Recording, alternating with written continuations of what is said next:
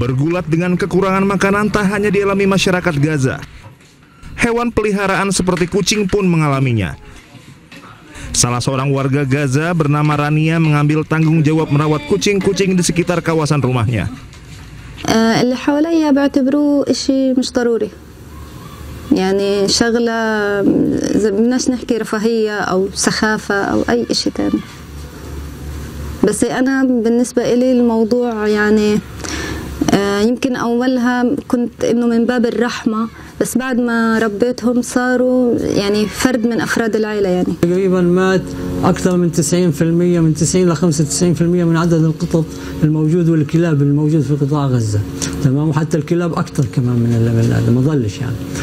لكن أنا بتوقع إنه من هذول 90% حوالي 35% بسبب سوء التغذية. 35% هذول الفترة الأخيرة الكل عانى منها، وصار الإنسان لا هو قادر طبعا لا يشتري لها مثلا شغلات مكلفة جدا ولا متوفر لها التغذية تبعتها. Baik manusia dan hewan di Gaza mengalami krisis. Situasi kondisi hewan peliharaan di Gaza semakin memburuk akibat kekurangan gizi dan tidak adanya vaksin bagi hewan peliharaan mereka.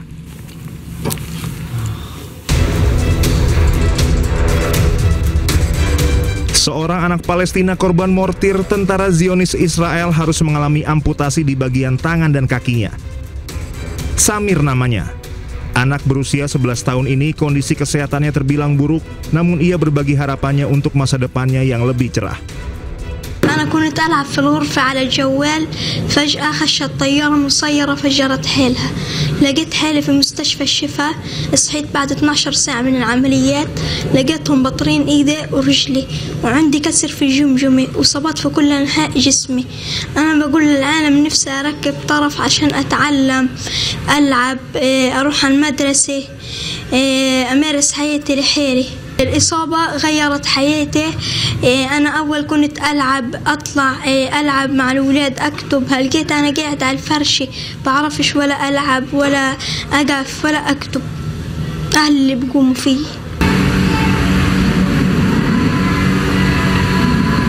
حلمي إني أركب طرف عشان ألعب وأتعلم، أروح المدرسة وألعب كورة مع الأولاد.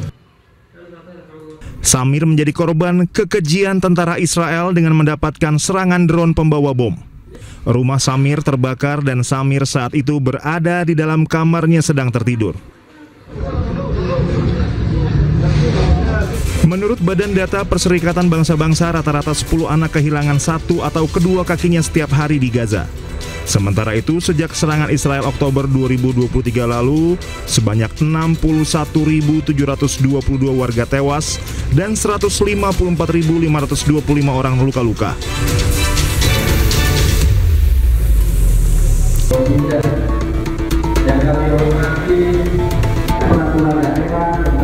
Maraknya protes warga terkait kenaikan pajak yang ugal-ugalan membuat pemerintah dan DPRD Jombang mengambil langkah cepat.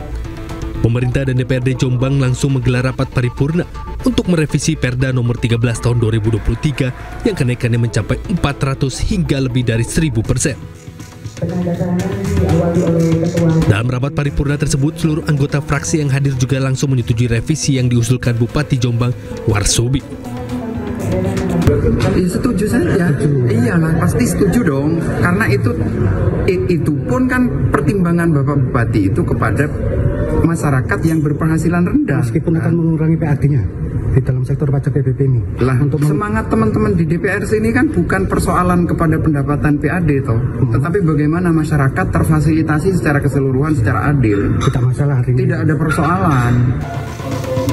Dalam revisi nanti dasar penentuan nilai pajak akan ditentukan oleh hasil survei yang saat ini telah dilakukan dengan melibatkan para perangkat di tiap-tiap desa. Dengan survei langsung door to door itu, Hadi Atmaji memastikan nilai NJOP akan ditentukan sesuai dengan harga tanah yang saat ini tahun 2026 mendatang pajak di Jombang akan turun. Dari Jombang, Jawa Timur, Muhtar Bagus, iNews melaporkan. Ketua Mahkamah Konstitusi 2013-2015 Hamdan Zulfa menyebut pemeriksaan Abraham Samad merupakan bentuk pembungkaman dan kriminalisasi. Ketua KPK periode 2011-2015 Abraham Samad sudah diperiksa penyidik Polda Metro Jaya terkait tudingan ijazah palsu Joko Widodo.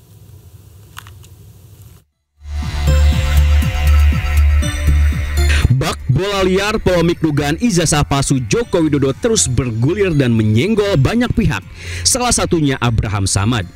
Ketua KPK periode 2011-2015 itu baru saja diperiksa penyidik Polda Metro Jaya terkait tudingan ijazah palsu Joko Widodo. Diperiksa 10 jam, Abraham Samad dicecar 56 pertanyaan. Usai diperiksa, Abraham Samad mengatakan materi pemeriksaan terhadap dirinya hanya meliputi tayangan siniar atau podcast dirinya bersama Roy Suryo CS. Samad juga mengaku jalannya pemeriksaan melanggar KUHP dan prinsip-prinsip hak asasi manusia. Bahkan Samad menyatakan pemeriksaan itu merupakan upaya kriminalisasi terhadap kebebasan berpendapat. Kalau kasus ini terus di blow up, ya, dikapitalisasi oleh penyidik dan dipaksakan, maka ini adalah sebuah bentuk pembungkaman terhadap kebebasan berpendapat dan berekspresi. Setali tiga uang, Ketua Mahkamah Konstitusi 2013-2015 Hamdan Zulfa mengatakan setiap warga negara memiliki kebebasan berpendapat termasuk dalam konten siniar. Menurut Hamdan, jika pemeriksaan terhadap Abraham Samad dan 12 terlapor lainnya dilanjutkan, maka negara sudah melakukan pembungkaman terhadap demokrasi dan kebebasan berpendapat. Demokrasi, jika ini diproses pidana, maka akan banyak sekali rakyat Indonesia yang akan dipidana gara-gara kasus ini.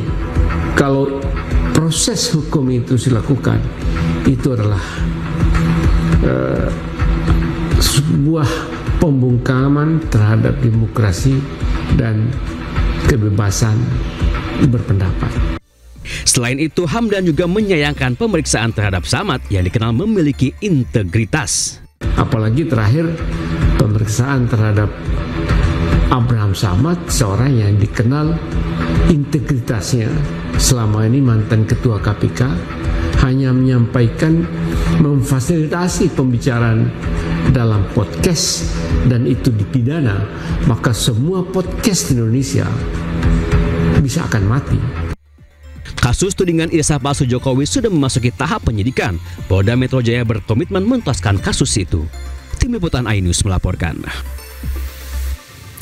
Takut ditagih royalti, pengelola bus stop putar lagu dan musik selama perjalanan. Kebijakan ini diambil agar pelanggan tidak terbebani biaya royalti dalam tarif tiket.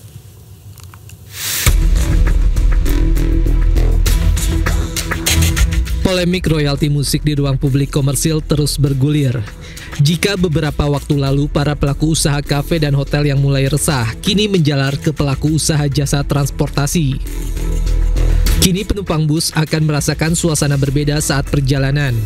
Pasalnya, manajemen bus mulai hentikan layanan musik atau lagu dampak aturan pengelolaan royalti hak cipta lagu dan musik di angkutan umum termasuk bus. Melalui media sosial Instagram, salah satu pelaku usaha jasa transportasi ungkap sementara waktu tidak lagi memutar lagu.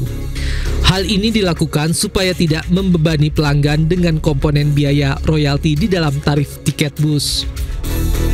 Sebelumnya, Menteri Hukum RI Supratman Andi Aktas berkata pelaku usaha yang memutar musik lokal dan luar negeri di ruang komersil wajib bayar royalti. Ruang komersil yang dimaksud diantaranya restoran, kafe, toko, pusat kebugaran, dan hotel. Tim Liputan iNews melaporkan.